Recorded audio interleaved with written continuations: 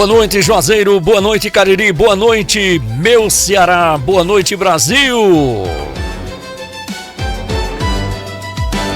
Hoje, segunda-feira, dia 16 de março, estamos começando aqui pela Iracema FM 91.9, a primeiríssima. Mais o duelo.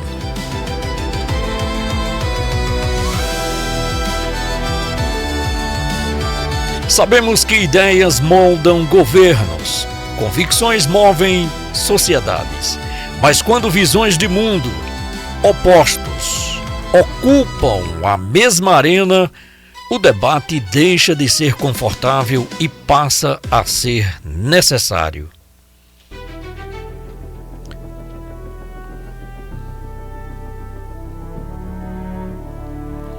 Já chegando por aqui pelo corner da esquerda, nosso amigo Rafael Boaventura. Rafael, seja bem-vindo a mais um duelo. Hoje, excepcionalmente, como sempre, começamos um pouquinho atrasado, né? Mas conte-nos, como é que foi seu final de semana, querido? Por onde você esteve? Fale com a nossa audiência, seja bem-vindo. Boa noite Josmar Célio, boa noite aos amigos que estão conectados conosco nesse momento, através da nossa live no Instagram, no YouTube, através da nossa live no YouTube. Você pode ir lá, acessar o nosso canal O Duelo no YouTube, acompanhar a transmissão ao vivo, e também os amigos que estão conectados conosco através das ondas da 91.9 e também através da rádio retransmitidora de São Paulo. Olha, Josmar Célio, um final de semana bastante tranquilo, graças a Deus, bem tranquilo, deu para descansar bastante, ganhamos a folga ainda na sexta-feira, não é? Pois é. Então hoje uma estamos folga forçada, né? Mas veio bem a calhar mesmo. Hoje estamos a postos aí para mais um duelo. Hoje vamos debater com o Laudir, que já informou que daqui a pouquinho está chegando.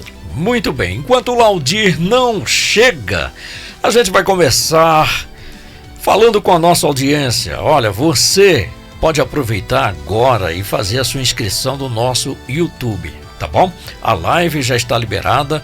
E outra coisa, você também pode se conectar diretamente com o nosso programa através do nosso elo de comunicação, que é o WhatsApp. Olha só, 88-2157-1191. Daí você vai fazer a sua pergunta, vai fazer a sua crítica, vai fazer a sua reclamação. Você fala o que você quiser. Sabe por quê? Porque o programa é feito exclusivamente para você. Começar logo abraçando aí os nossos amigos queridos motoristas de aplicativos, que nos leva aí passeando por esse mundão afora aí, por esse Brasilzão de meu Deus, mas em especial todos os motoristas de aplicativos aqui de Juazeiro do Norte. Muito obrigado mesmo pela carona. Olha só, aqui as regras você já conhece, mas eu faço questão sempre de estar enfatizando. Cada pauta começa com uma notícia leve. Depois da leitura do resumo, os duelistas respondem a mesma pergunta provocativa. Na sequência, abrimos uma pergunta aberta, onde os debatedores podem confrontar diretamente suas ideias. E aqui já chegando nosso queridíssimo Laudir Mota. Boa noite, Laudir. Ele que vem aí no corner da direita, defendendo aí a ideologia e também trazendo seu ponto de vista sobre os assuntos que serão debatidos hoje no programa. Boa noite, Laudir, seja bem-vindo. Como é que foi seu final de semana, querido? Fale com a nossa audiência. Boa noite, Josmar Célio, boa noite a todos. Cheguei aqui em cima da hora, né? No exato momento, mas...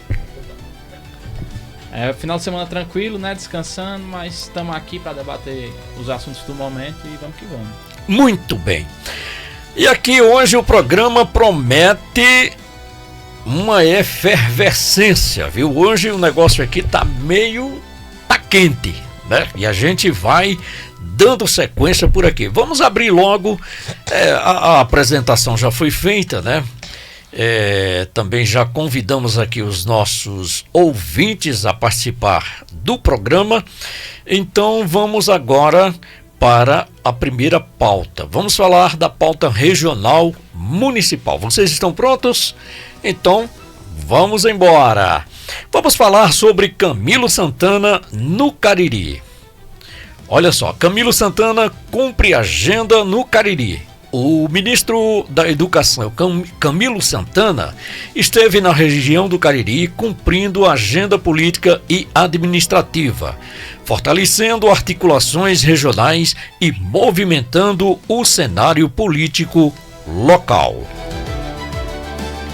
A pergunta que eu faço para abrir aí o duelo de hoje é a seguinte: ministros devem manter presença política intensa em suas bases regionais ou isso transforma agendas institucionais em instrumentos eleitorais?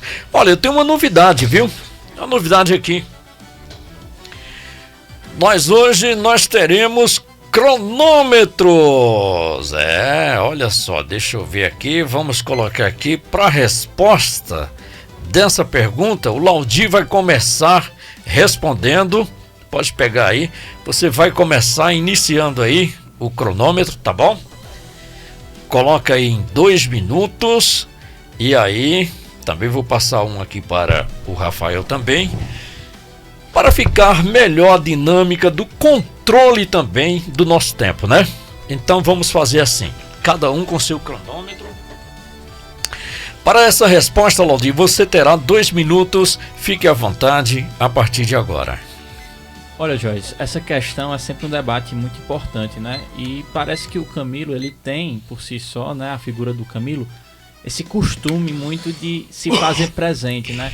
Eu acho isso péssimo do ponto de vista institucional. Não custa lembrar que na eleição de 2024 ele literalmente abandonou o comando da educação do país para fazer politicagem lá no Crato, né, aqui no Cariri. Eu acho isso muito negativo. Eu acho que seria muito mais saudável ele cumprir o papel dele institucional enquanto à frente do cargo e deixar que a política siga seu rumo, para não ficar, como o próprio Cid Gomes fala, ele ser uma espécie de sombra na política cearense. Eu acho que seria muito mais saudável ele manter uma certa distância institucional, até para que esse aspecto personalista, né, da figura dele não seja tão viciante, né, não crie esses vícios que a gente muitas vezes acompanha da política local.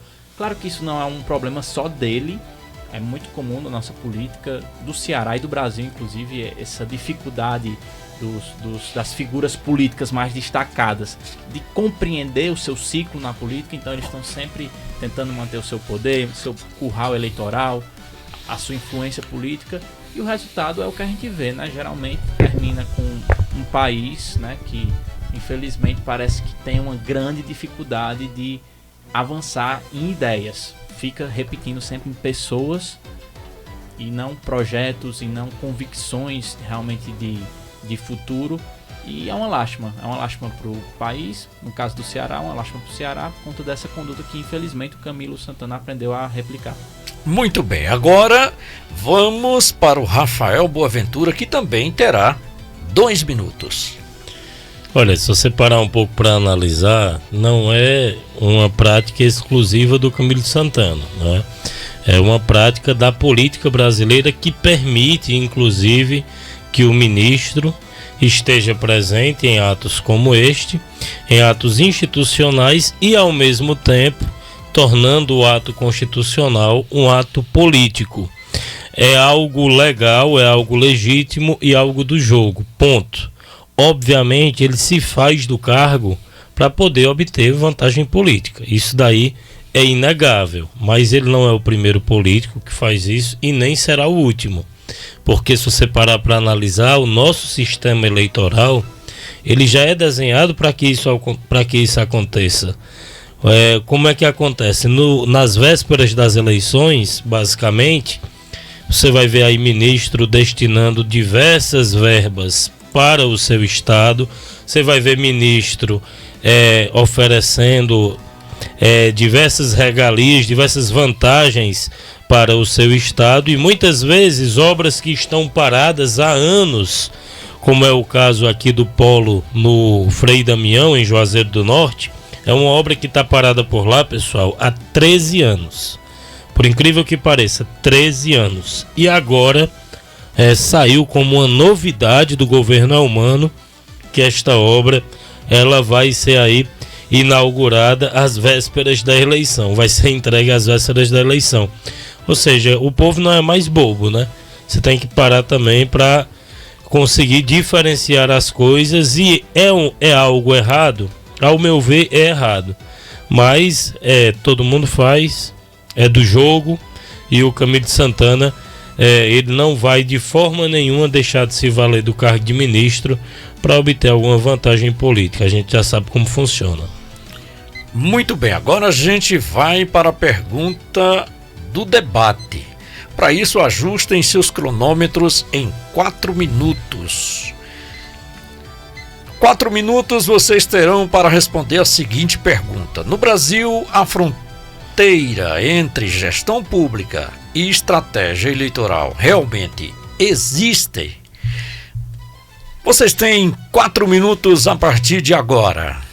Olha, formalmente até existe, juridicamente falando, porque em muitas formas a lei prevê a possibilidade, por exemplo, de abuso de poder político, que eventualmente beneficia um candidato numa eleição, só que na prática a gente vê que muito do que um cargo pode oferecer de visibilidade acaba sendo usado. O Rafael falou bem colocado nesse sentido aí, porque realmente não é o único. É uma prática da política brasileira, essa questão de se valer, né, do seu status, da sua posição dentro da estrutura de poder para angariar força política, eleitoral. A gente vê isso constantemente. O problema é justamente esse. Inclusive eu estava refletindo sobre isso. Uma coisa que eu acho que também prejudica muito o Brasil é a possibilidade infinita de reeleições, né? O Camilo já foi 2 vezes governador e ainda tem a possibilidade de ser mais uma vez. Na minha opinião, devia ser algo mais similar com os Estados Unidos.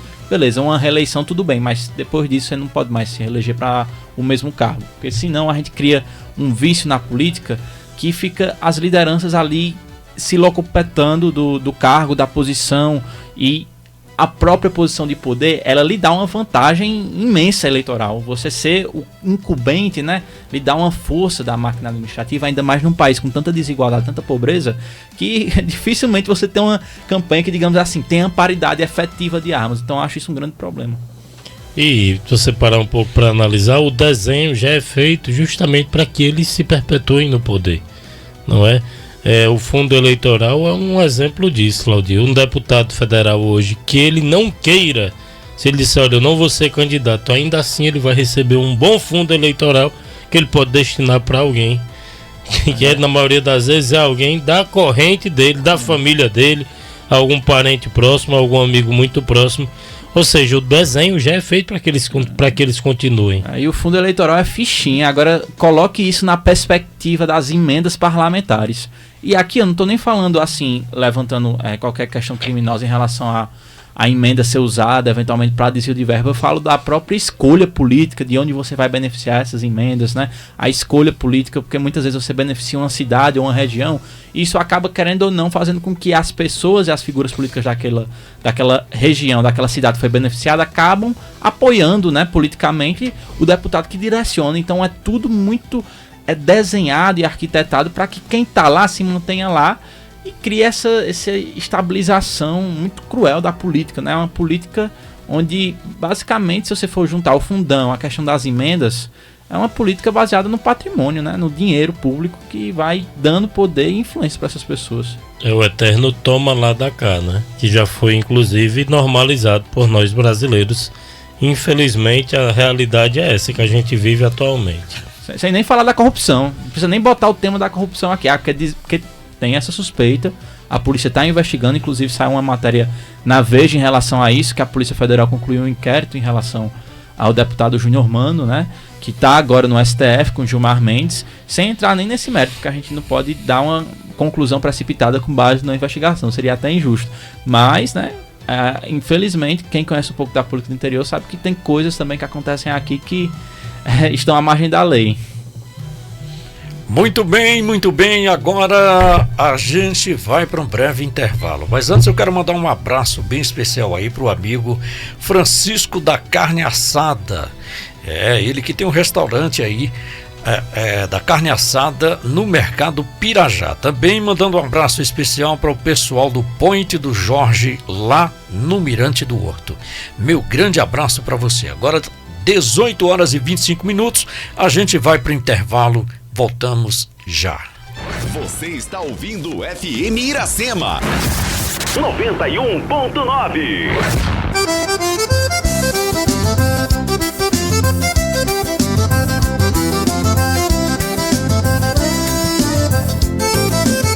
Eu sou do Cariri, Juazeiro do Padre Cícero Romão. Lubrificantes e combustíveis só compro no Casarão. Aqui tem qualidade, procedência, preço justo e o atendimento é personalizado. Meu amigo, lá do posto Casarão, você tem respeito e é bem tratado. O meu carro em outro posto eu não levo não, só abasteço, só troco óleo no Alto Posto Casarão. Alto Posto Casarão, Alto Posto Casarão. Nesse eu confio e não tenho medo não, qualidade, preço justo de verdade, é só no Alto Posto Casarão. É isso aí, meus amigos, eu só indico que é bom de verdade. Alto Posto Casarão é o melhor que tem nessa cidade. Vem pra cá, cuida! Alto Posto Casarão, Alto Posto Casarão. Nesse eu confio e não tenho medo não, qualidade, preço justo de verdade, é só no Alto Posto Casarão.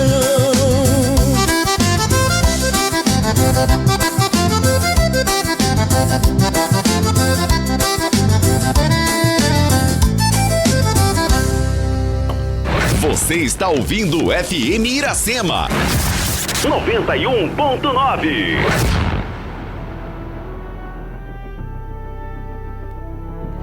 Muito bem, voltamos. Agora 18 horas e 29 minutos e a gente vai dando sequência. Olha só, para você que está entrando agora, você está no programa O Duelo, pela Iracema 91.9 FM, a primeiríssima.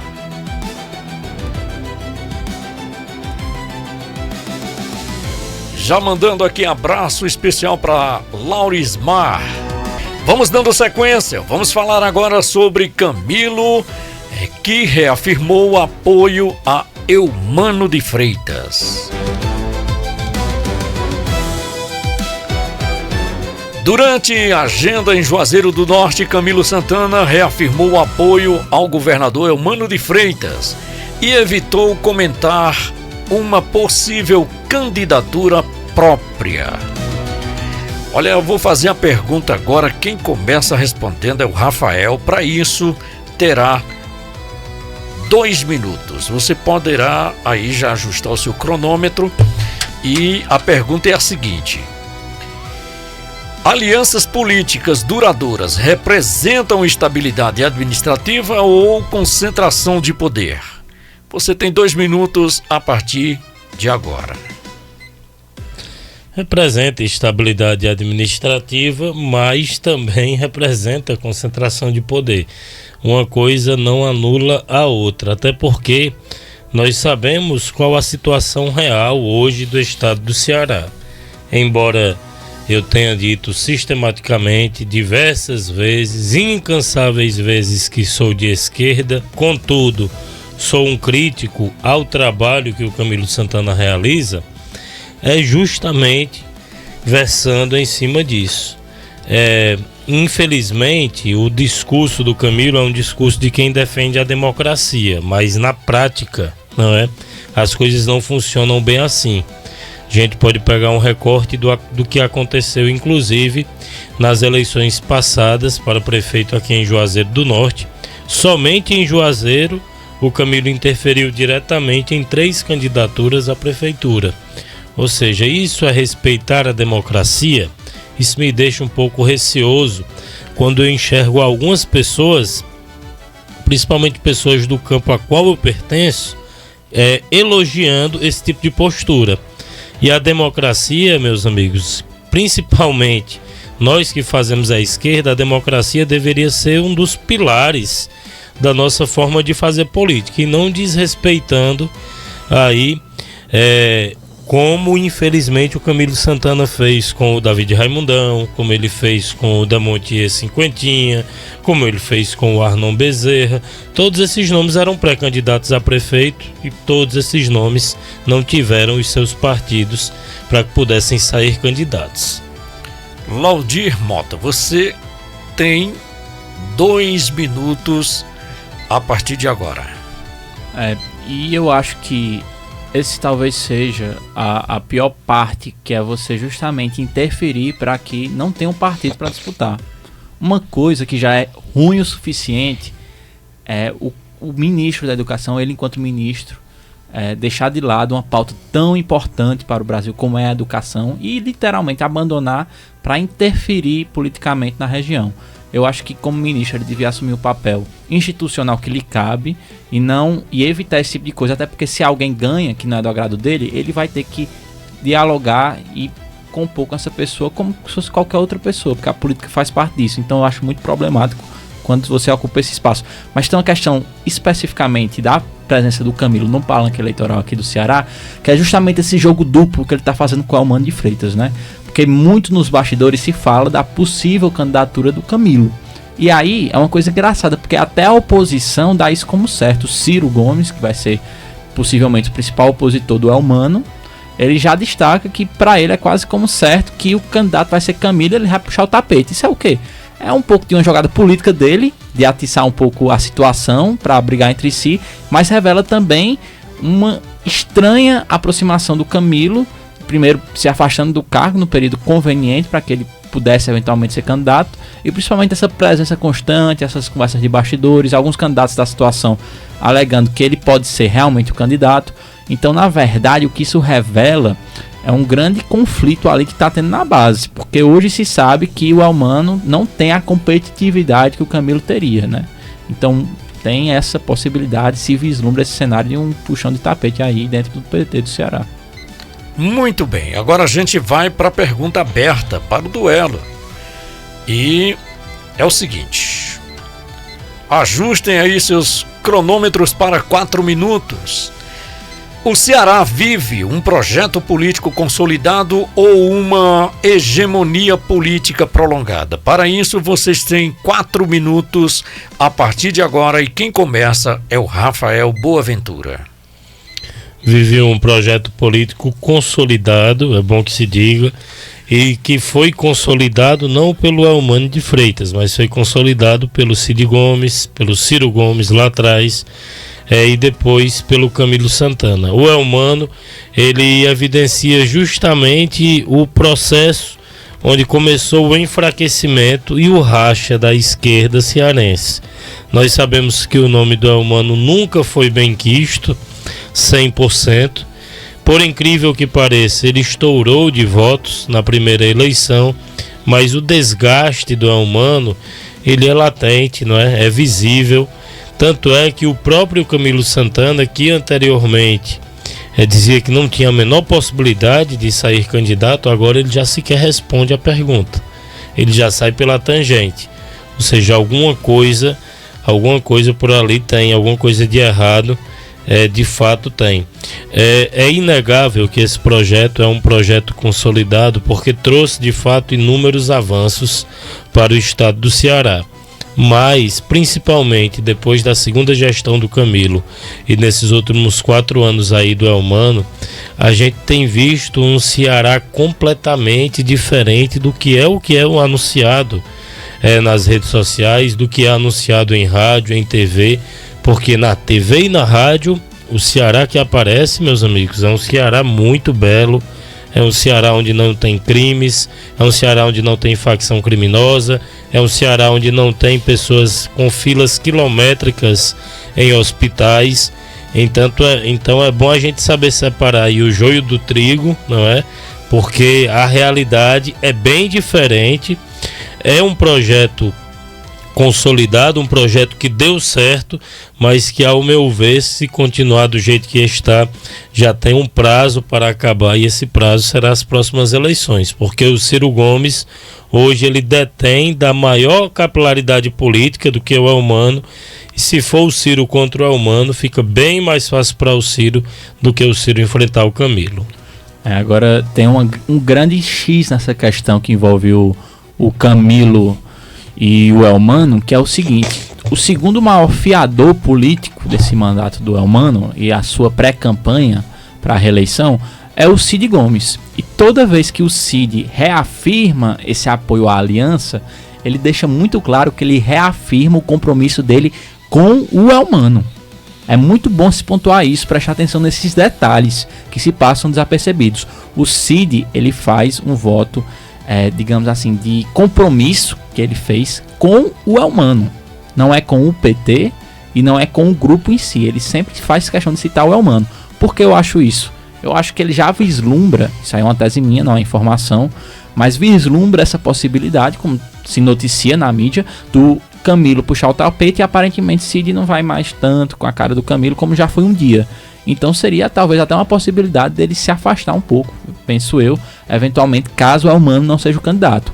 Então eu acho que o grande X dessa questão, além de, claro, a gente saber que o Elmano não tem a força que o Camilo tem, é justamente essa questão do Cid Gomes. O Cid Gomes hoje é um líder político que tem várias prefeituras dentro do PSB. Ele não é o presidente do PSB é o pai do Camilo Santana, mas ele é a figura do PSB, e com ele vem muita gente, né?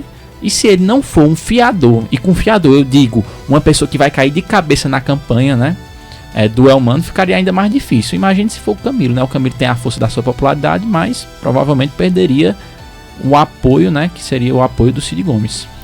Muito bem. Agora 18 horas e 39 minutos. Olha, a gente está recebendo aqui a mensagem do Pedro Bibiano. E ele está falando o seguinte: olha, eu admiro demais esse Rafael. Apesar de defender a esquerda, ele mete o pau quando é necessário. Na própria esquerda. Ele é muito justo, o que não se vê na esquerda. Parabéns, Rafael. Tem bom senso. Olha, você também pode mandar a sua mensagem através do WhatsApp 88-2157-1191. Mandando um abraço especial para toda a galera aí do Sítio Espinho. Muito obrigado aí pela audiência. Também o pessoal do Tenente Coelho, 1, 2 e 3, no bairro Aeroporto.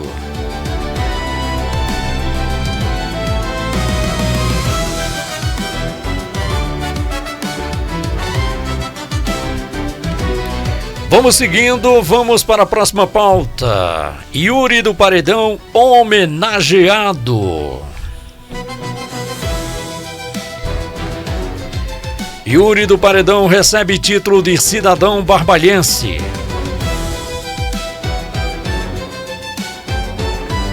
O deputado Yuri do Paredão recebeu o título honorífico concedido pela Câmara Municipal de Barbalha.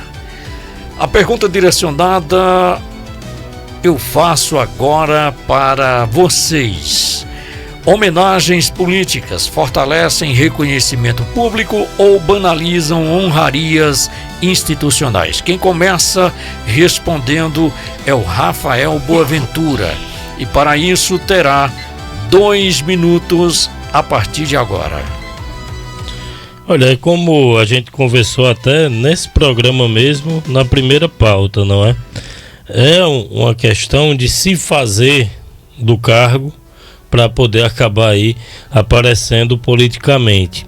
O Yuri do Paredão, ele destinou verbas para Barbalha, está sendo um deputado atuante para a Terra dos Verdes Canaviais, é bom que se diga, ou seja, é justa a homenagem. Só fica aquela pergunta: por que fazer a homenagem justamente no período pré-eleitoral? Seria uma forma dele se fazer valer do cargo e aparecer? Obviamente sim, mas como eu disse, é do jogo e todo mundo faz, então por que ele não iria fazer também? Agora, dando a César o que é de César, não é? Porque algumas vezes eu já critiquei, inclusive, aqui o deputado de Ouro do Paredão, mas essa homenagem é uma homenagem justa, tendo em vista que às vezes, Laudi, alguns vereadores homenageiam políticos que sequer pisaram por aqui, não é? Como foi o caso aqui de Juazeiro do Norte, onde o Sérgio Moro foi homenageado, nunca tinha sequer pisado aqui em nosso município. Então, nesse caso específico, eu acredito que é uma homenagem válida, mas fica essa ressalva. Por que essa homenagem no período pré-eleitoral? Muito bem, olha só, o Pedro Bibiano, ele está mandando aqui mais uma mensagem, está dizendo: eu quis dizer que sobre o Rafael é que ele mete o pau na esquerda, o que não se vê na direita. Muito bem, corrigido aí, tá? É uma questão também, Pedro, desculpa, Josmar Célio, é uma questão também de autocrítica, entendeu? Eu acredito que nós que trabalhamos com política, nós que trabalhamos com análise, e nós que nos identificamos com alguma corrente, nós temos que ser autocríticos também dessa corrente. Não adianta só ficar apontando o dedo para os defeitos da direita e não enxergar os defeitos que acontecem também na esquerda, né? Muito bem, agora eu vou precisar ouvir a resposta de Laudir Mota. Homenagens políticas fortalecem reconhecimento público ou banalizam honrarias institucionais? Para isso você tem 2 minutos a partir de agora. Joyce, só fazendo uma pequena correção, na verdade, por curiosidade, o Sérgio Moro já pisou em Juazeiro. Não que ele tenha feito grandes serviços prestados ao Juazeiro, mas pisar, ele pisou já. Mas enfim, é claro que não era isso que o Rafael estava falando, mas fica aí a informação curiosa. Relacionada a serviço prestado. Aí é mais complicado. Mas em relação ao tema, eu tenho uma opinião, assim, a famosa opinião bem subjetiva, bem pessoal mesmo. Acho que esse tipo de honraria, ela seria muito mais digna se ela fosse mais excepcional. O que a gente muitas vezes vê, e aí fica a minha crítica não ao Yuri do Paredão especificamente, mas que tem muito vereador em cidade pequena, não que seja o caso do Chico Barbalha, mas só para entrar no tema, que basicamente vivem de 2 coisas: botar nome em rua e dar título de cidadão para alguém. Vamos ser sinceros, acontece bastante. É lógico que tem gente que faz isso e coisas além, vereadores fazem isso também, mas tem muitos vereadores que apostam muito nessa visibilidade, até para ter uma boa entrada com um homenageado, se estabelece uma conexão política, enfim.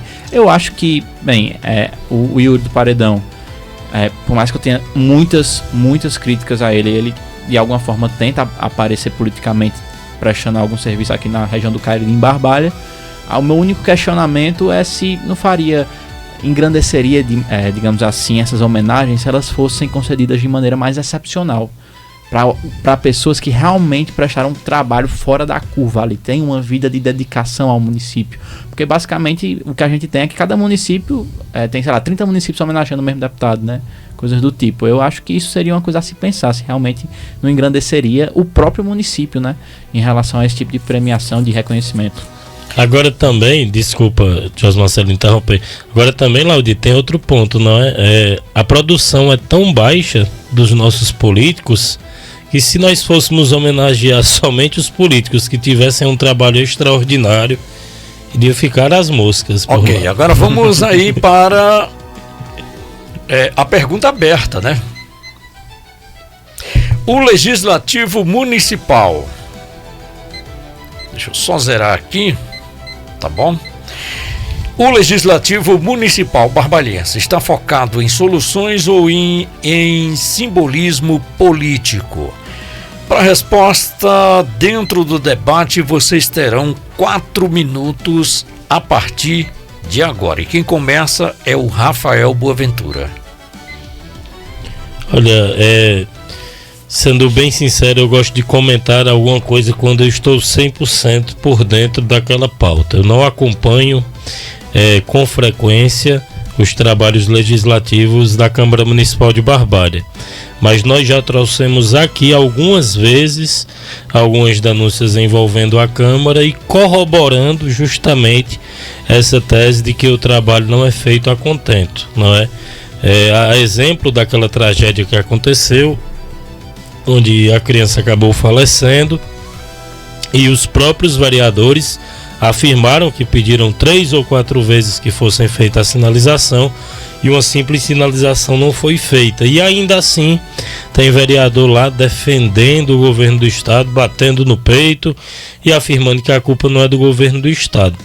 Então é necessário que a gente se atente, obviamente, à produção legislativa do município, mas para quem olha assim no macro, pelo menos no meu ponto de vista, deixa muito a desejar. E infelizmente, se você for comparar a produção, por exemplo, com a Câmara daqui de Juazeiro do Norte, a Câmara de Barbalha deixa muito a desejar. Eu acho que acaba que eu compartilho um pouco do posicionamento do Rafael. Eu não tenho um domínio completo sobre isso. O máximo que a gente pode acabar elaborando são os temas que a gente tem uma familiaridade, para ter até responsabilidade com a audiência, né, do que a gente vai falar. Agora, eu acho que se comparado a Juazeiro, né, que de certa forma a política da Câmara acabou ganhando muita visibilidade, de uma certa forma positiva, eu acho, porque se discute muita coisa, até questões de ideias mesmo quando a gente discorda, eu acho superficial.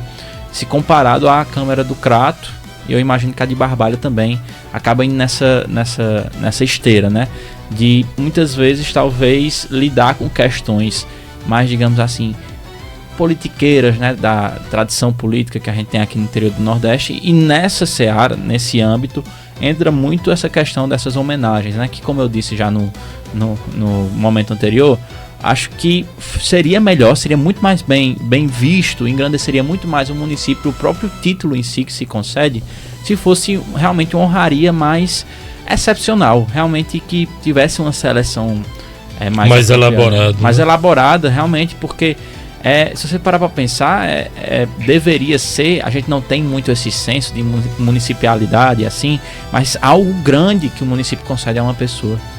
Sem querer entrar no mérito da questão de Yuri do Paredão, mas será que ele é essa pessoa para Barbalha, representa tudo isso para Barbalha? Lógico que eu entendo também, muito desses títulos acabam sendo banalizados. Muitas vezes eu acho muito mais justo, por exemplo, você dar um título a uma pessoa que muitas vezes veio de fora, não nasceu, é uma pessoa comum, simples, empreendeu durante anos na cidade, gerou emprego, gerou renda, é uma pessoa comum. Para mim, uma pessoa dessa, às vezes, muitas vezes merecia muito mais atenção do que um deputado que destina milhões que não é nem dinheiro dele, é dinheiro do povo, né? Muitas vezes tá ali fazendo seu papel, minimamente. Então, sem querer criticar exatamente o trabalho, mas só fazendo esse adendo, que eu acho que muitas vezes, quando é direcionado assim a figuras políticas, acaba sendo mais uma, digamos assim, como é que eu posso dizer? Uma politicagem, né? Agora você estabelecer boas relações ali com o deputado. Fazendo um recorte em cima do que o Laudir falou, que é muito importante que o ouvinte fique atento a isso. A crítica aqui não é pessoalizada ao Yuri do Paredão, mas ele, enquanto deputado, a obrigação dele já é destinar a verba para os municípios. Sim, ele não faz de favor isso. Ele não está fazendo isso.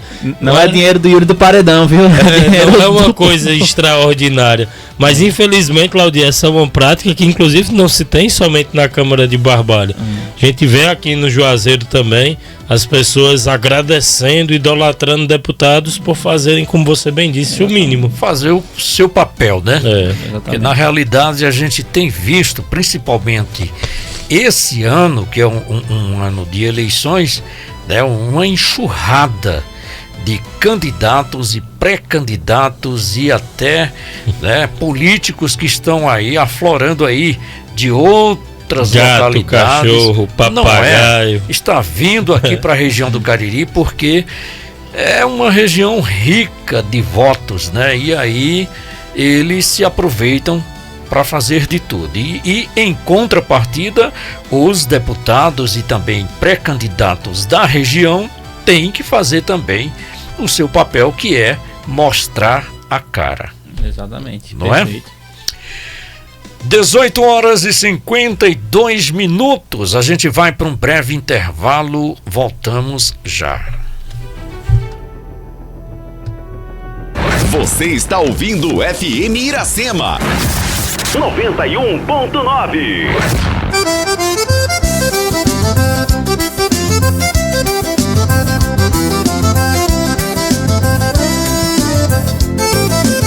Eu sou do Cariri, Juazeiro do Padre Cícero Romão. Lubrificantes e combustíveis só compro no Casarão. Aqui tem qualidade, procedência, preço justo e o atendimento é personalizado. Meu amigo, lá do posto Casarão, você tem respeito e é bem tratado. O meu carro em outro posto eu não levo não, só abasteço, só troco óleo no Alto Posto Casarão. Alto Posto Casarão, Alto Posto Casarão. Nesse eu confio e não tenho medo não. Qualidade, preço justo de verdade é só no Alto Posto Casarão. É isso aí, meus amigos, eu só indico que é bom de verdade. Alto Posto Casarão é o melhor que tem nessa cidade. Vem pra cá, cuida! Alto Posto Casarão, Alto Posto Casarão. Nesse eu confio e não tenho medo não. Qualidade, preço justo de verdade é só no Alto Posto Casarão.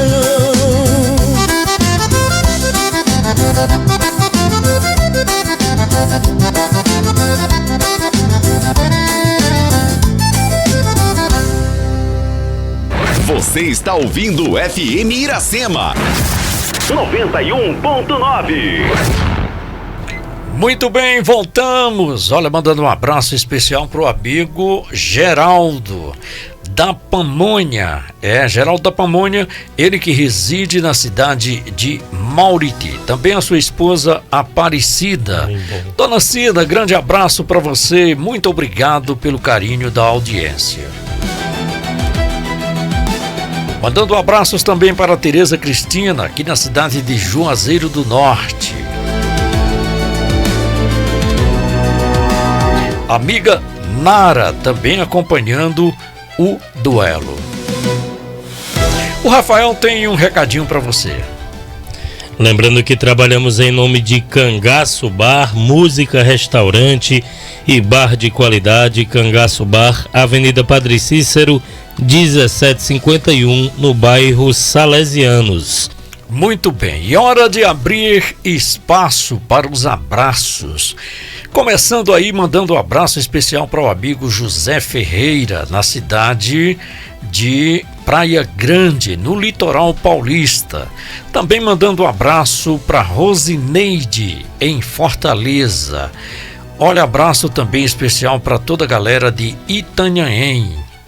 Também no litoral paulista, acompanhando aí o duelo. Para você que ligou o rádio agora, onde quer que você esteja, sinta-se abraçado. Você da cidade de Ouricuri, Pernambuco, o amigo Tássio Carvalho. Também o amigo Ademir Alencar. Ademir Alencar, ele que é diretor-presidente do Grupo Casarão. Mandando um abraço também para Maria Aparecida, também para o Marcelo Silva, na cidade de Belo Jardim. A Maria Aparecida, ela está aqui na cidade de Missão Velha. O Marcelo Silva, em Belo Jardim, Pernambuco. Também a Carla Michele. Também a Miranda, na cidade de Belo Jardim. A turma de Caruaru, o pessoal da Feira da Sulanca. Hoje não é dia de feira, mas um grande abraço aí para todos os feirantes aí de Caruaru, na Feira da Sulanca. Vamos aí, passando aí agora para o amigo Laudir. Abraços para quem, Laudir? Abraço para minha mãe, Dona Bel. Abraço para minha tia Cícera. Para meus amigos Marcelo, Matheus, Reginaldo, Pablo. Um abraço para Maria Eduarda também. E vamos manter aí, né? Porque é questão de sempre. Se eu for alongar, é problema. É verdade. Rafael. Mandar um abraço para o Paulo Everson, ele que esse final de semana teve o aniversário do Antônio. toda a turma, foi muito bacana a comemoração dos 2 aninhos do Antônio. Mandar um abraço também para a minha mulher, Érida Moreira, que está na nossa audiência. Mandar um abraço para minha mãe, Laurismar Boaventura. Mandar um abraço para a Amanda, ela que é corretora de imóveis, excelente corretora. Mandar um abraço para todos que fazem o Bar da Asa, aqui próximo à rádio, aqui próximo ao Senac. Forte abraço. Mandar um abraço também para a turma boa da Central da Picanha, que está na nossa audiência. Soube que o churrasqueiro de lá assando a carne com o radinho do lado, acompanhando o duelo. Agradecer aí pela audiência. Mandar um abraço para toda a turma que trabalha como Uber e que também está sintonizado no duelo. E por fim, abraçar o Damontier Cinquentinha, um forte abraço. Muito obrigado pela audiência, ele que é um dos expoentes da esquerda verdadeira aqui da nossa região do Cariri. Muito bem. Sabe uma coisa, Rafael? Eu acabo cometendo um pecado aqui nesse programa, sabe? Aqui eu não anoto o nome das pessoas e acabo aí esquecendo o nome. Quando falando eu saio... de nome, rapaz, agora eu vou até imitar você. Uma senhora me parou na rua, mas ela vai saber quem é. É lá do Frei Damião, tá vendo? Disse que ia mandar um abraço pra senhora. O abraço tá aqui registrado. Infelizmente eu não sei o nome dela, mas é a senhora que ela é tia do Daniel e disse que acompanha o nosso programa. Então forte abraço ao Bigo, ao Daniel, a essa senhora, a mãe do Daniel e a toda a turma boa do Frei Damião, que também está na nossa sintonia. Pois é, o que ocorre é que muitas vezes as pessoas me encontram na rua e falam: olha, eu assisto o programa, viu? Manda um abraço para mim. E naquela hora eu não anoto o nome e acabo esquecendo, mas vamos dando sequência aqui, abraçando toda a população de Juazeiro. Se você mora em Juazeiro, está dentro de Juazeiro, sinta-se abraçado por esse que vos fala agora. Agora 19 horas em ponto, vamos para a próxima pauta. Vamos falar agora sobre a crise no abastecimento em Missão Velha. Moradores reclamam de problema no abastecimento de água. Moradores de Missão Velha relatam dificuldades no abastecimento de água, levantando crítica à gestão dos serviços públicos essenciais. A pergunta direcionada é a seguinte: serviços essenciais devem ser responsabilidade exclusiva do Estado ou podem ter participação maior da iniciativa privada? Quem começa respondendo é o Laudir Mota e para isso terá 2 minutos a partir de agora. Jorge, eu entendo que pode sim ter maior participação da iniciativa privada. Não só pode, como em alguns casos deve, mas é importante a gente fazer uma ressalva em relação a isso, porque é muito importante que se entenda que ter a participação da iniciativa privada não significa que uma empresa deve chegar a tomar de conta e fazer o que quiser. Em muitos contratos de concessão, há muitas maneiras do ente público, quando concede ou quando privatiza para a iniciativa privada, se resguardar o interesse público dentro desse contrato com a iniciativa privada. Existem muitos casos de sucesso em relação a privatizações e casos não tão bem sucedidos assim, que deixam a desejar, mas fato é que existem instrumentos pelo qual o órgão público os entes públicos podem se valer para exercer o controle disso, as agências reguladoras também, mas muitas vezes os municípios, dependendo da empresa, ou o Estado, ou a própria União, tem instrumentos que pode usar e deve usar. Eu acho que a grande questão que se deve fazer em relação a isso é analisar o caso a caso. Eu acho que talvez algum serviço ou outro, manter o controle do Estado faça algum sentido, mas muitos serviços eles podem ser privatizados. Eles só não podem ser largados pelo Estado. Largados no sentido de deixar que uma empresa chegue de fora, tome de conta e faça o que quiser. Aí não pode. Aí o Estado ele tem que tomar, nesse sentido, as precauções necessárias, né, para evitar que haja desmandos. Porque desmando pode acontecer tanto na iniciativa privada como na gestão pública. Então, o fato em si, às vezes, não é nem o modelo de gestão, mas quais são os mecanismos que se tem para poder exercer esse controle. Muito bem, agora Rafael Boaventura, 2 minutos. Olha, para mim água, energia, né? Telefone, até internet, inclusive hoje eu já incluo no mesmo pacote, acabam sendo bem comuns de vida. Se você for parar um pouco para analisar, a partir do momento que você coloca isso na mão da iniciativa privada, você acaba onerando ainda mais a população e às vezes entregando um serviço que não é um serviço de qualidade. A CAGES tem um problema sério hoje em dia de gestão. Isso daí já está bem evidente. Olha, eu vou usar um exemplo da minha casa. Por incrível que pareça, tem exatos 15 dias que o cidadão foi lá da CAGES, foi lá em casa, disse que a água estava regularizada, normalizada, e tem 15 dias que não tem água por lá. E eu ligo na CAGES e a pessoa diz: não, a água está normal.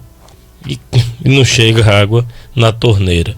Então esse serviço porco, me desculpe a expressão, esse serviço péssimo, é um problema de gestão. Mas daí pegar o serviço e colocar todo na mão da iniciativa privada vai acabar onerando ainda mais para a população e nós vamos acabar saindo no prejuízo. O que está acontecendo em Missão Velha é muito grave, porque além da falta de água, quando a água chega, ela chega preta praticamente. É um problema de água barrenta e, ou seja, não tem como você querer cobrar da população uma água imunda como essa, não é? E a gente está sofrendo mais uma vez por um problema único e exclusivamente de gestão. Se tivesse uma gestão bem feita, não estaria acontecendo o que tem acontecido na CAGES, que hoje, é bom que se diga, a CAGES, assim como o Detran, funciona como um cabide de empregos eleitoral. Muito bem, agora vamos para a pergunta aberta para o debate. O Estado brasileiro consegue administrar bem serviços básicos? Para isso, vocês terão 4 minutos para debater e quem começa é o Laudir Mota. Olha, Joyce, eu quando trato desse tema, eu sempre tento tratar com o máximo de responsabilidade possível, até porque eu entendo que a privatização ou a concessão, ela deve ser utilizada como um instrumento, como um recurso, né? Que não pode, digamos assim, ser visto como um dogma ideológico, sair privatizando tudo porque privado é melhor e ponto. Eu acho que a gente tem que pensar isso com um certo cuidado, mas de fato eu entendo que muitos serviços podem ser privatizados e algumas privatizações foram bem sucedidas ao longo da história do Brasil. Por exemplo, o Rafael estava falando sobre a questão do telefonia, por exemplo. Foi uma privatização que é considerada extremamente bem sucedida no Brasil, na época que não era privatizado. O custo que se tinha para você ter uma linha telefônica era absurdo comparado ao que é hoje. Hoje é muito simples você ter uma linha telefônica. Você vai na rua, paga uma mixaria, você consegue uma linha telefônica. Na verdade, muitos bens privados hoje acabam sendo muito mais acessíveis para a população do que serviços públicos básicos. Isso é uma coisa que a gente tem que refletir. Hoje em dia é mais fácil você ir num bairro humilde e simples e encontrar uma casa com um smartphone, pessoas com smartphone, do que um saneamento básico na rua, né? É lógico que há um problema muitas vezes de gestão, o Rafael bem apontou, muitas vezes é usado como cabide de emprego, e isso afasta muito a competência, né, que poderia ter, né, a produtividade que poderia ter a gestão pública de serviços essenciais, mas muitas vezes também há uma própria limitação orçamentária para você fazer um investimento devido ali. A gente vive uma realidade que não é só de Missão Velha, não é só de Juazeiro, não é só do Crato, não é só do Ceará, é um pouco do Brasil, em que o Estado está encontrando cada vez mais dificuldade para fazer investimentos, né? É sempre bom lembrar, a previsão hoje do orçamento brasileiro é que em 2028 o recurso para se realizar investimento em infraestrutura, por exemplo, vai ser reduzido, não só a infraestrutura, mas todos os gastos discricionários, a 0,1% em 2028. Então hoje a realidade do Brasil é uma realidade onde o Estado está dizendo: eu não vou investir não, viu, meu amigo? Não vai ter dinheiro para investir não. Ou a gente repensa esse modelo de gestão para que se possa viabilizar eventualmente se vale a pena manter esses serviços, algum desses serviços na gestão pública, ou se realmente o Estado ele não vai ter condição de arcar com isso. Olha, quando a gente pega como exemplo, um exemplo mais recente, né? A gente tem o Tarcísio e a Sabesp em São Paulo. Inclusive, na época, não é? Até viralizou ele batendo o martelo e verborragiando, dizendo que o serviço ia melhorar, mas a realidade foi bem diferente. E os nossos ouvintes de São Paulo sabem disso. Água barrenta, os ouvintes que moram lá em São Paulo sabem disso. Em alguns casos, inclusive, tarifas aumentadas em até 30%, ou seja, uma tarifa em 30% de uma conta de água é muita coisa, pessoal. A gente poderia usar como exemplo ambiental do Crato, né? Que é uma coisa que muita gente reclama, porque foi feita a concessão para uma empresa pública, né, do público para uma empresa privada, e tá do jeito que tá. A população do Crato tá passando um sufoco grande, e o município, eu falo isso porque eu já estudei o contrato de concessão, foi extremamente irresponsável quando fez isso. Fez o oposto do que deveria ser feito. Hoje em dia tem uma empresa que tem muita liberdade para fazer muita coisa, e o município ficou de mãos atadas porque não soube fazer um contrato, ou não quis fazer um contrato bom. Olha, essa questão do contrato, Laudia, é tão importante que um dos pontos, né, eu estava lendo um texto a respeito dessa privatização da Sabesp, e um dos pontos é que a empresa foi vendida, né, porque parte dela foi vendida praticamente, 4 bilhões e 500 milhões de reais a menos que o valor de mercado. Muito bem. Agora 19h09 e a gente vai seguindo para a próxima pauta. Vamos falar agora sobre Júnior Mano e Cid Gomes.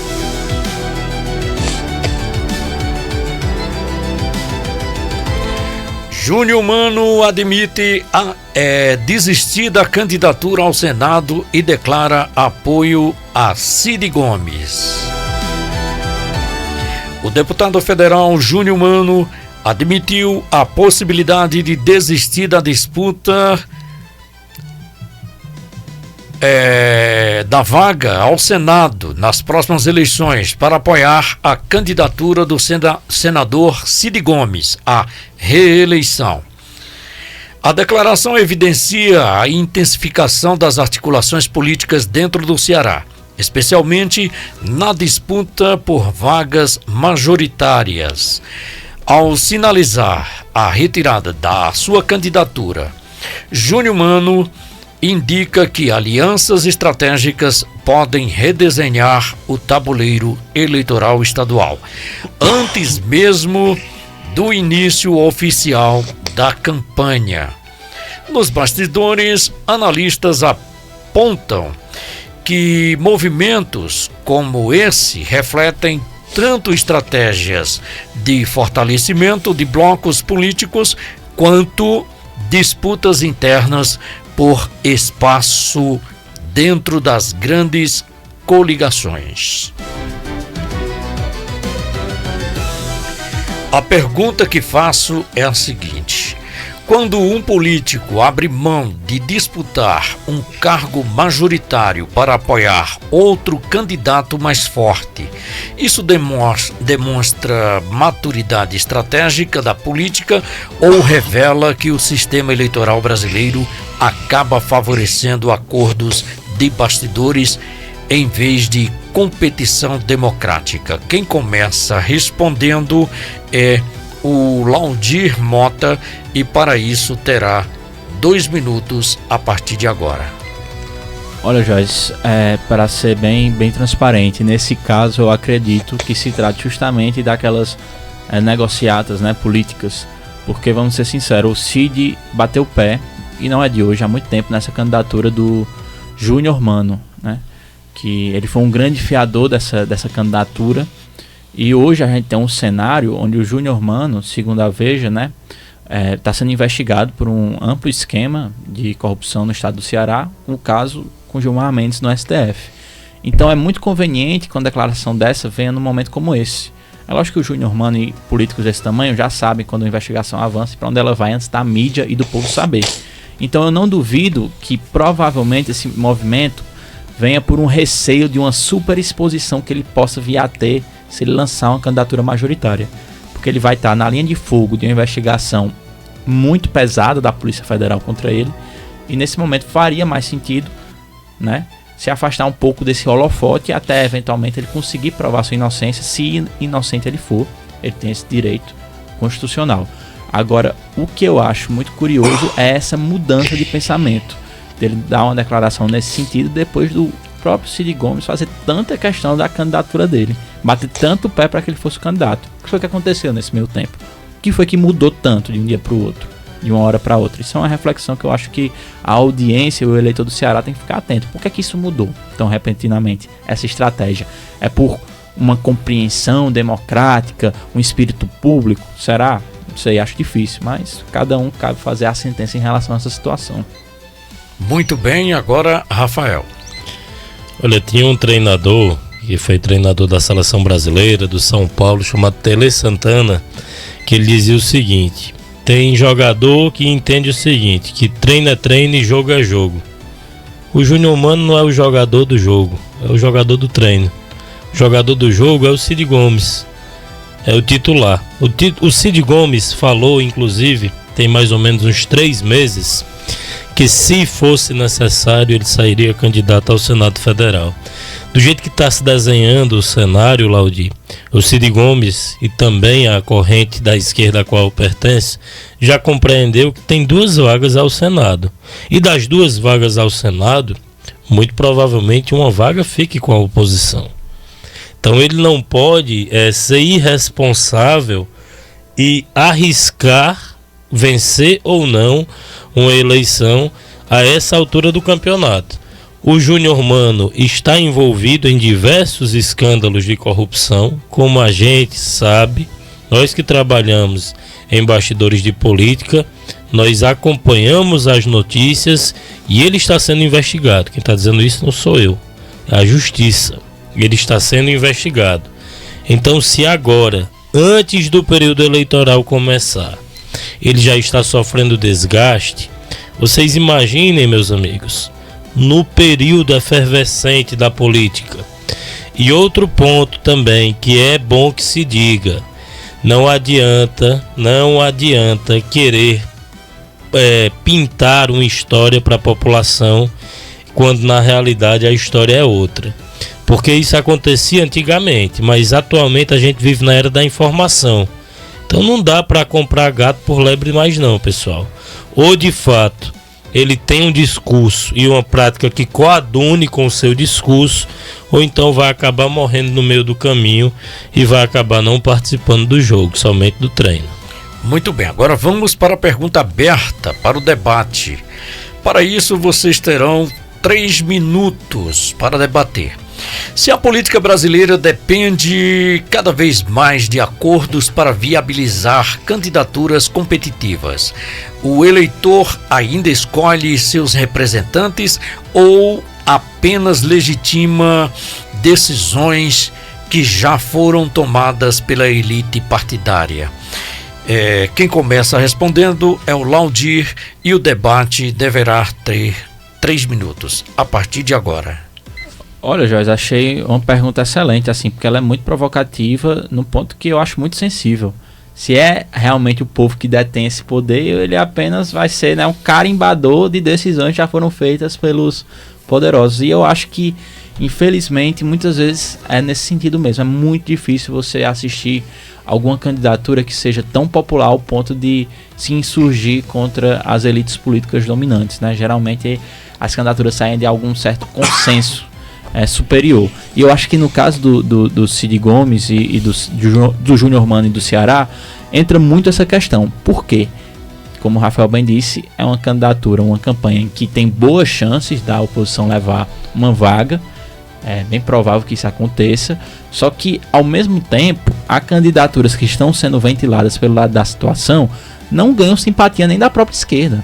Os nomes que estão sendo vinculados, assim, com todo respeito a história das pessoas que têm essa convicção ideológica, mas a esquerda não pode aceitar que o PT, como um partido ideológico que nasceu, venha a colocar no Ceará as opções de Eunice Oliveira, Guimarães, talvez o próprio Júnior Mano, que eu acho um candidato fraquíssimo. Mas são essas as opções que estão postas, não tem outra. Pois é, mas o problema é justamente esse, meu amigo Laudir, que a situação tá tão feia que o Guimarães está aparecendo como o salvador da pátria. que o Eunício Oliveira está aparecendo como uma figura que pode voltar à cena política e fazer alguma coisa diferente do que está posto. E assim, sem querer entrar no mérito, para deixar bem claro, de se o Eunício é bom, se o Guimarães é bom ou ruim. Eu estou falando apenas do que a percepção das pesquisas mostram pra gente, né? São pessoas, são candidatos extremamente desgastados. O Eunício vem de uma derrota em 2018 para um candidato, que é o Girão, que não tinha estrutura, né? Era bem desconhecido e mesmo assim conseguiu vencer. Mas são quadros que representam a velha política, né? Queira ou não queira, gostem ou não gostem, são quadros que representam a velha política. E essa pergunta, ela foi muito feliz na pergunta, porque, ao meu ver, nós não vivemos uma democracia plena. Por exemplo, se hoje eu quiser sair candidato, não posso sair candidato. Para eu sair candidato, eu tenho que ter um partido, eu tenho que ter dinheiro. Não é qualquer pessoa que vai poder sair candidato. Para você se candidatar, você tem que estar dentro de um sistema e, muito provavelmente, para ser eleito, por exemplo, um deputado federal, aí, meu amigo, é que você tem que ter grana mesmo, estar dentro do sistema e inserido justamente no que fala a pergunta, tendo alguém ali lhe ungindo como escolhido, para que depois seja feito o teatro da democracia, porque de fato nós não vivemos uma democracia plena. Muito bem, agora 19 horas e 19 minutos. Olha, mandando um abraço bem especial para Catarina, também na cidade de Belo Jardim, Pernambuco. Ao pessoal de Arco Verde e também Serra Talhada, muito obrigado aí pelo carinho da audiência. Olha, vamos para a próxima pauta. Vamos falar sobre investigação na Soidra. Ex-superintendente da Soidra é investigado por visita a líder criminoso na prisão.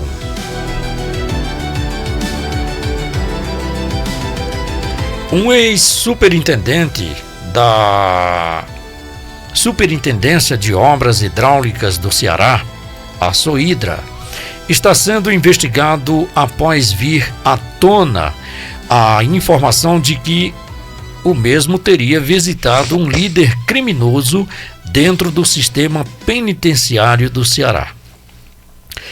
O caso levanta questionamentos sobre critérios de acesso ao sistema prisional e sobre a relação entre figuras da administração pública e personagens ligados ao crime organizado.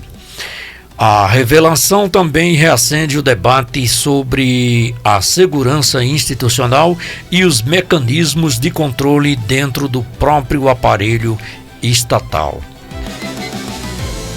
Nos bastidores políticos, o episódio provoca desconforto no governo estadual, comandado por Eumano de Freitas, e atinge indiretamente setores da base governista na Assembleia Legislativa, onde lideranças influentes, como o deputado estadual Fernando Santana, têm forte presença política no interior do estado.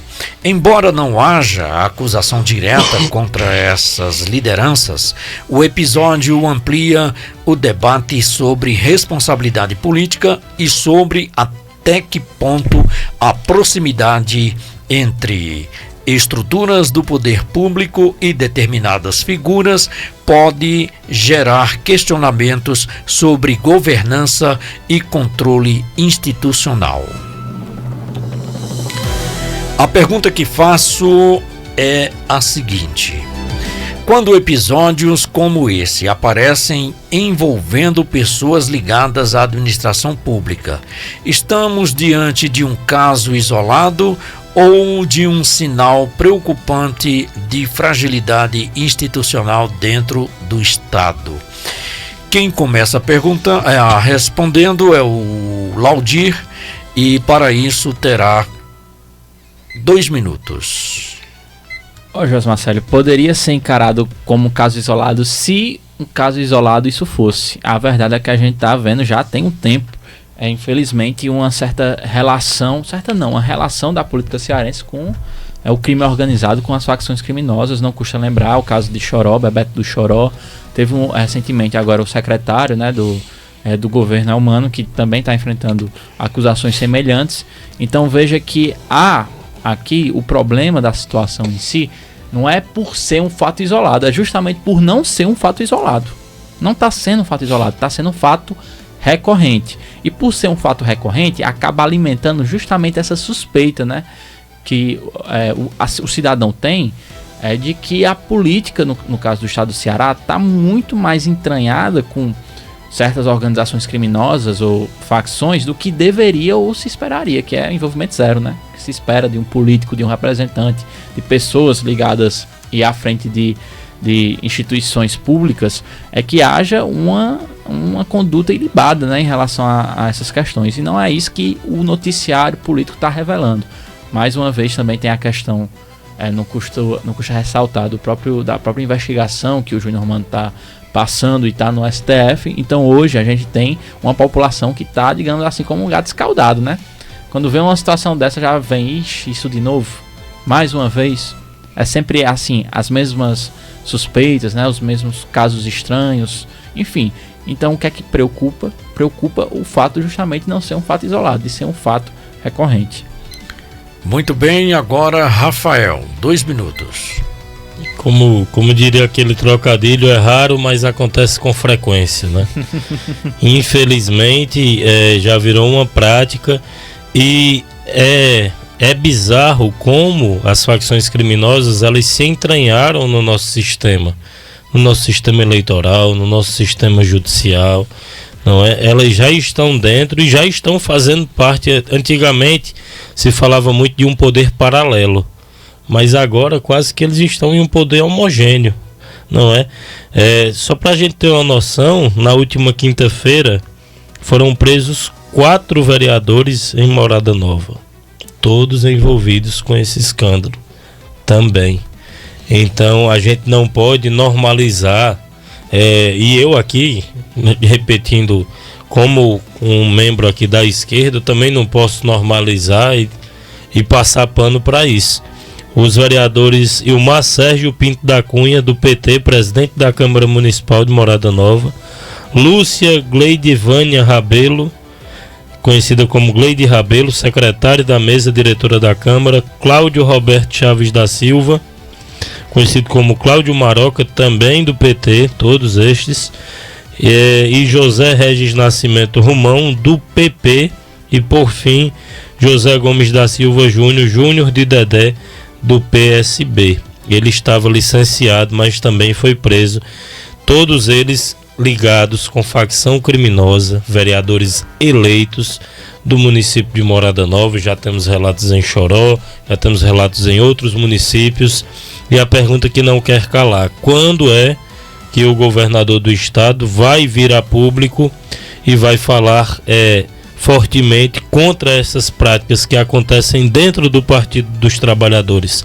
Porque a gente na quinta-feira aqui, ou foi na quinta ou foi na quarta, Josmar Célio leu uma notícia que eu fiquei abismado, onde o Elmano disse que os opositores dele não poderiam utilizar as facções criminosas para o criticar e para fazer política. Mas ele fez isso 4 anos atrás, usou as facções para fazer política e disse que ia acabar com as facções, ia varrer as facções do estado do Ceará. Aconteceu. Pelo jeito tá varrendo para debaixo do tapete do PT, né? Tá varrendo para dentro do partido. Muito bem, agora vamos para a pergunta aberta para o debate. Governos costumam dizer que estão combatendo o crime organizado com firmeza, mas quando surgem episódios que levantam suspeitas sobre proximidade entre estruturas do poder e figuras criminosas, a pergunta inevitável é: o Estado está realmente enfrentando o crime ou apenas administrando uma conveniência perigosa com ele? Para o debate, vocês terão impreterivelmente 3 minutos a partir de agora. Olha, Joyce, é uma questão que é muito complicada você analisar como se houvesse uma efetividade do Estado em relação a esse ponto. Que há hoje, já pegando o gancho do que o Rafael falou no outro momento, Não é as facções sendo varridas, é as facções tomando de conta da política e da sociedade cearense. O que a gente só vê nos últimos anos é um grande retrocesso em relação a isso, em relação a essas práticas. Infelizmente, levanta muitas dúvidas em relação a o que será da política cearense, né?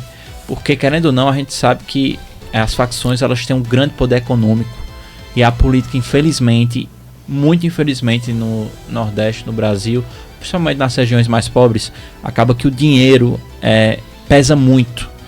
Nem tanto as ideias, nem tanto os princípios, mas o dinheiro quase sempre prevalece. E aí é um convite à reflexão de todos. Eu acho que isso é o tipo de pauta que a gente não devia ter vaidade política e ideológica. Se fosse de esquerda ou de direita, tem certas coisas que a gente tem que colocar acima da política, acima da ideologia e acima das ideias. E eu acho que esse é um tipo de caso que merece nossa atenção e principalmente a gente abrir mão de vaidades, né? Vaidades partidárias e defender o que é certo, o que é correto, porque isso tudo acontece às custas da população e de vidas inocentes, né? Que infelizmente são prejudicadas. Olha, como a própria pergunta diz, né? Os governos estão combatendo crimes efetivamente? Não precisa nem perguntar, nem responder, né? Deixa para a nossa audiência analisar um pouquinho. Vocês acham que de fato o crime está sendo combatido? Quando aconteceram, que não foi um caso isolado, foram alguns casos, alguém viu o governador vindo a público e criticar os quadros que estão envolvidos nesse escândalo? Infelizmente a gente não viu. O inverso disso, não é?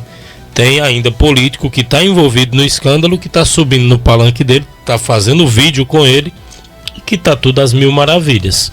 Só que, como eu disse, nós estamos na era da informação. Basta o pessoal dar um Google e pesquisar qual é a situação atual da segurança pública do estado do Ceará. A situação atual, pessoal, são 3 cidades do Ceará entre as 10 mais perigosas do Brasil. É essa a situação. Muito bem, agora 19 horas e 30 minutos, a gente vai para um breve intervalo, voltamos já. Você está ouvindo o FM Iracema 91.9.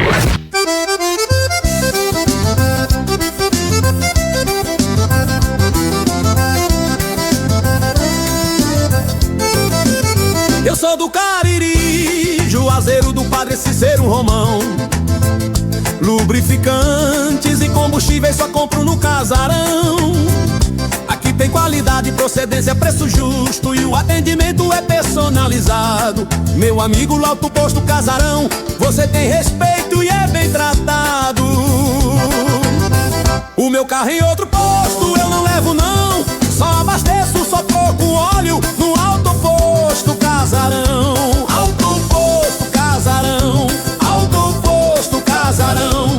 Nesse eu confio e não tenho medo não, qualidade, preço justo de verdade, é só no Alto Posto Casarão. É isso aí, meus amigos, eu só indico que é bom de verdade. Alto Posto Casarão é o melhor que tem nessa cidade.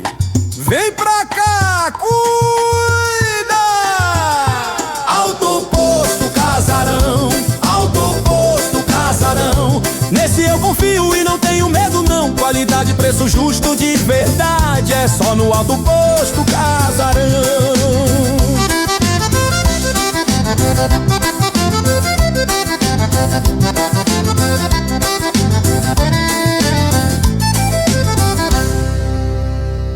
Você está ouvindo o FM Iracema 91.9.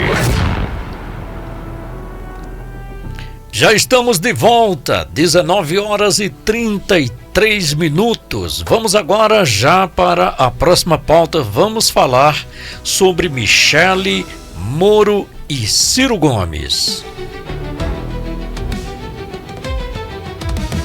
Michele Bolsonaro compartilha provocação de Sérgio Moro contra Ciro Gomes.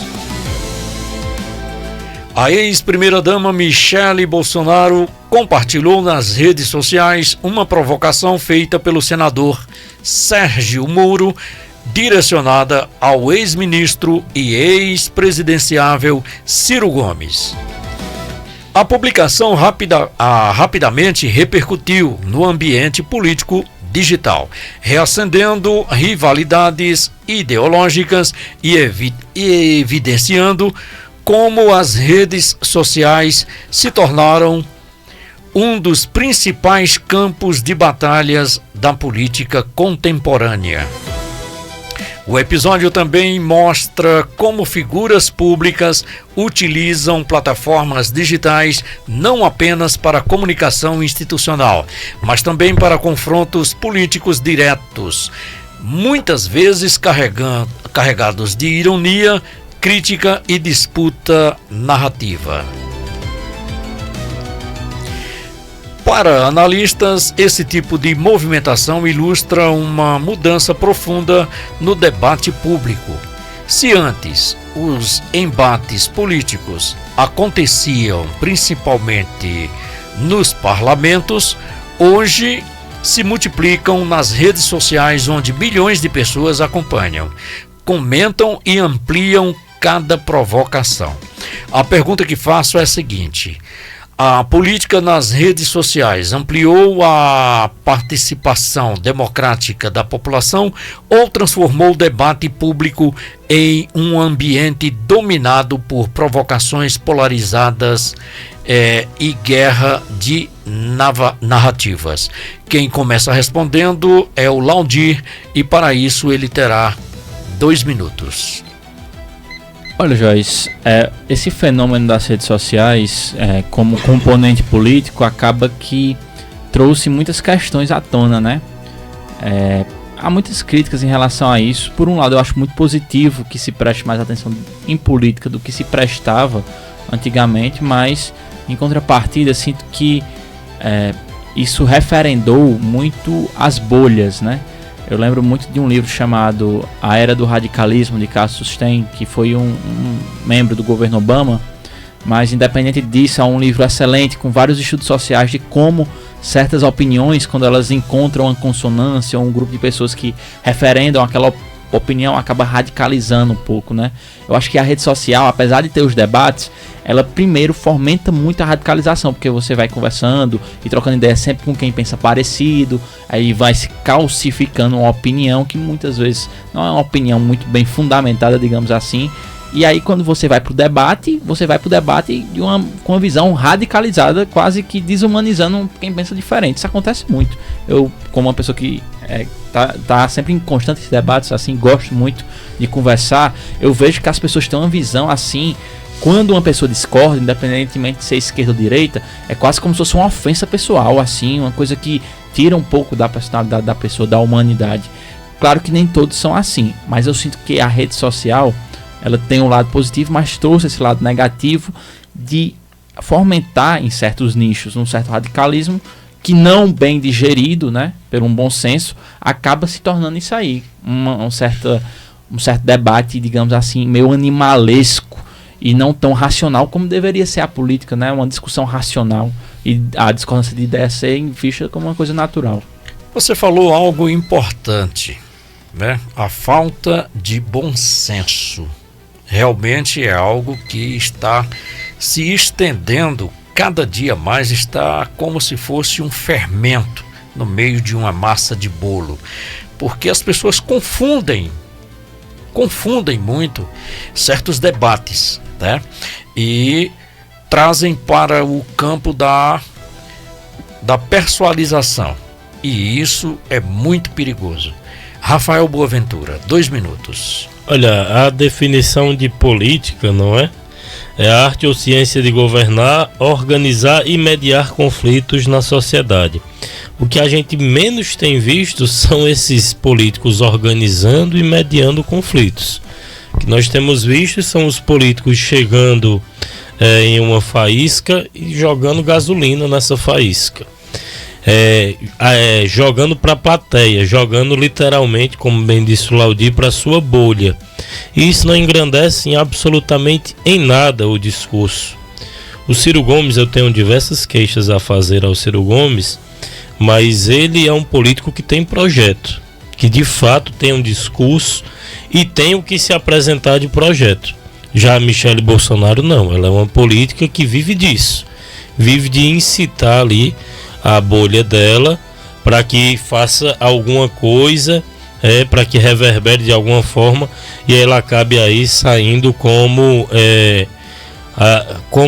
um exemplo da direita, né? Como um exemplo da moralidade. Só que o problema, pessoal, é quando a gente deixa de discutir, deixa de praticar a política, porque o que está acontecendo hoje em dia é mãe deixando de falar com filho, irmãos deixando de se falar, amigos de infância deixando de se falar, justamente por conta de política. E política não é isso. Política é a arte de mediar, de dialogar. E a gente está fazendo tudo, menos política. E por incrível que pareça, as pessoas que mais deveriam estar debatendo política são as que menos estão, que são os nossos políticos. Pura verdade. Vamos agora para a pergunta aberta. Vocês terão 3 minutos para debater.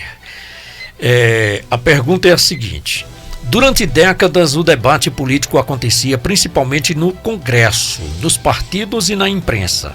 Hoje, muitas vezes, uma postagem viral tem mais impacto político do que um discurso parlamentar.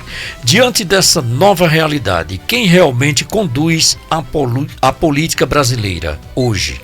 As instituições democráticas ou os algoritmos das grandes redes sociais?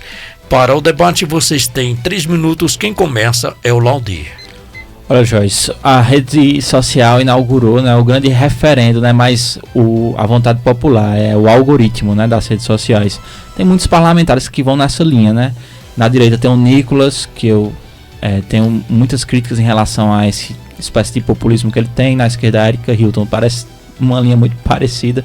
Mas eu acho que, falando sobre a questão específica, tanto a Michele Bolsonaro como o Sérgio Moro, nesse caso, são exemplos práticos nesse episódio, de pessoas que parecem buscar mais o algoritmo e jogar para a plateia do que sentar e fazer política. Porque, vamos ser sinceros, aplicando ao caso prático, o que é que a Michele Bolsonaro e o Sérgio Moro entendem da política e da realidade cearense? Nada, mas nada mesmo, assim, menos um. E vamos ser sinceros, o que o PL, na verdade, um certo núcleo do PL, do bolsonarismo, faz é uma certa antipolítica. Porque é a incapacidade de você compor com nada, né? Como é que você quer fazer política se você não aceita nem dialogar, nem debater, eventualmente compor? Algumas pessoas do PL do Ceará têm essa consciência, talvez por conhecer a realidade daqui. Aí talvez essa mínimo de consciência e de senso, de entender que talvez eles não tenham chances, né? E nisso aparece o Ciro Gomes, né? Com algum projeto, com histórico, e realmente entender. Não é o ideal, mas a gente tem que remar para algum lado. Porque qual é o sentido que o PL está tendo na perspectiva da Michele Bolsonaro? Deixar o Ceará do jeito que está com o PT? É essa a oposição que eles vão fazer ao PT? Deixar eles mais 4 anos aqui governando? É uma reflexão que tem que ter. É uma conclusão de quem quer like, na minha opinião, e quem quer, principalmente, aliás, de quem não entende nada da política cearense, sabe nada. O Sérgio Moro pisou aqui, mas como a gente estava falando, ele só pisou e foi embora. Rafael. É uma questão também de querer lacrar, né? A gente sabe que hoje em dia as pessoas querem lacrar, querem aparecer, mas esquecem. A Michele está esquecendo, sabe da palavra de quem? Do próprio Bolsonaro. Porque o Reginaldo esteve aqui, o sargento Reginaldo, ele disse aqui no microfone que o Bolsonaro liberou a turma do PL daqui para votar com o Ciro. Ele falou isso aqui publicamente. Então, no mínimo um tiro no pé, porque ela está prejudicando a base dela. Sabe o que eu acho? Quem gosta disso daí, sabe quem é? A esquerda. A esquerda tá adorando. Vocês estão aí se engalfiando. Enquanto isso, a esquerda tá adorando. Tem uma frase... Vocês ponto, viu? Não inclua nessa... Tem uma frase do Umberto Eco, que é um filósofo italiano, que ele diz que a internet, não é? Ela deu voz a muitos imbecis. A uma legião de imbecis. E me desculpe a sinceridade, mas é uma verdade. Se você parar um pouco para analisar, hoje em dia se tem especialista de tudo E no final das contas... A cada notícia é um especialista. Hoje eu sou especialista de geopolítica, amanhã é de economia. E é o mesmo especialista, pessoal. É o mesmo especialista. A palavra especialista, eu queria só que as pessoas entendessem que é para definir uma especialidade, não 10, né? Mas tem gente aqui que entende de absolutamente tudo e é o rei da internet ou a rainha da internet e no final das contas acaba prejudicando a própria base. Muito bem, agora vamos para a próxima pauta, o nosso tempo está um pouquinho apertado. Vamos falar sobre apoio a Ciro no Ceará. União Brasil e PP teriam fechado apoio a Ciro Gomes no Ceará, mas aliados de Eumano negam definição. Movimentações políticas no Ceará indicam que partidos como União Brasil e progressistas estariam articulando o apoio ao projeto eleitoral do ex-ministro Ciro Gomes. A declaração foi feita pelo deputado federal Capitão Wagner, que afirmou existir entendimento político para esse alinhamento. No entanto, aliados do governo Eumano de Freitas negam que haja qualquer definição consolidada nesse sentido. O episódio revela como articulações partidárias para as próximas eleições já movimentam os bastidores da política cearense. Em um cenário marcado por disputas de influências, alianças estratégicas e cálculos eleitorais. Diferentes grupos políticos tentam ampliar espaços e construir palanques competitivos. Para analistas, esse tipo de negociação também expõe um fenômeno recorrente da política brasileira. Partidos com o posicionamento ideológico distinto frequentemente se unem em torno de projetos eleitorais comuns, levantando questionamentos sobre até que ponto ideologia ainda orienta as alianças políticas. A pergunta que faço é a seguinte: quando partidos com discursos ideológicos diferentes se unem em torno de uma mesma candidatura, isso representa maturidade política e capacidade de diálogo ou revela que, na prática, a ideologia acaba ficando em segundo plano diante dos interesses eleitorais? Quem responde é o Laudir. Para isso terá 2 minutos inicialmente. Joyce, o que define, na verdade, o mérito da questão são justamente a finalidade disso, né? Como é que a gente vai saber se isso é uma coisa que engrandece ou não, fortalece ou não, se é uma questão onde a ideologia é deixada de lado? Na verdade, é sempre bom, a política é uma arte de compor. Então, quando há uma certa moderação, é sempre bem-vindo que as pessoas que pensam diferente possam em algum momento e em alguma medida convergir num objetivo comum. Porque senão a política vira um mero cabo de guerra, né, para ver quem grita mais alto. Então eu vejo valor quando há uma consciência de que certas afinidades de princípios, de projetos, devem se sobrepor a interesses hegemônicos. Porque muitas vezes o que acontece, na verdade, não são partidos abrindo mão de ideologia, são partidos privilegiando a questão hegemônica, né? Então, às vezes, há uma concordância absoluta entre partidos ou políticos e, em vez de compor, eles preferem se separar para cada um tentar, né, buscar o poder para si, por uma questão meramente hegemônica. No caso do Ceará, acho que existe muita água para passar por debaixo dessa ponte. Toda semana sai uma notícia que União Brasil vai ficar na oposição, que União Brasil vai ficar com a situação. A verdade é que hoje a situação parece um pouco indefinida. É um partido que está muito dividido nas suas forças políticas. Se você for pegar, né, quem está com o mandato atualmente, é quase que dividido meio a meio para um lado. E na verdade é um grande objetivo dos dois lados, tanto da oposição do Ceará como da situação. Porque a União Brasil com o PP é uma grande legenda, né? Você ter ela na sua base dá muito poder político para você disputar e ganhar a eleição. Muito bem, o que a gente percebe mesmo é uma grande movimentação sobre especulações. Não é isso? Rafael Boaventura, 2 minutos. É bom que se diga que a Federação União Brasil e PP, não é, progressistas, oficializou no dia 2 de setembro do ano passado a sua saída da base do governo Lula, ou seja, já dando indícios que vão marchar aí com a oposição. É bom que se diga também, pessoal, que tem muito tempo, mas assim, muito tempo que eu não enxergo alguém com candidatura 100% pura ideológica. O que é que eu quero dizer com isso? A pergunta ela fala aí de possíveis alianças por ideologia ou não ideologia. O Lula, por exemplo, o Lula do Partido dos Trabalhadores se identifica com a esquerda, mas agora para ele governar ele se abraçou com parte da direita e com todo o centrão. Então, na teoria, no papel, no romantismo, a política é linda, mas na prática você tem que sujar as mãos, você tem que negociar com todo mundo e você tem que também ir naquela máxima, não é? O inimigo do meu inimigo se torna o meu amigo. E é isso que a gente está vivenciando aqui no estado do Ceará. Porque quem diria que o Ciro Gomes, que chamava o capitão Wagner de miliciano, quem diria que o capitão Wagner, que dizia que a maior facção criminosa que tinha aqui no estado do Ceará era dos Ferreira Gomes, os dois estariam no mesmo palanque. É isso que está acontecendo. Então, não tem mais essa história de somente formar aqui corrente, somente formar coligação com quem é da minha ideologia. Se você for esperar isso da política brasileira, meu amigo, você vai esperar, não é nem sentado, é deitado, porque isso não existe. Deitado eternamente em berço esplêndido. Literalmente.